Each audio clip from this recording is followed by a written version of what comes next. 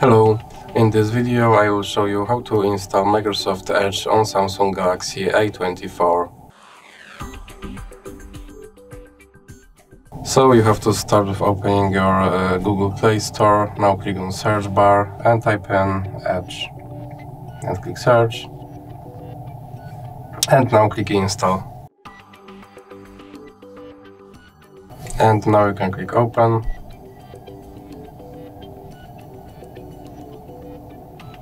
Now you can click skip introduction, and here you can customize your home page, or you can click not now.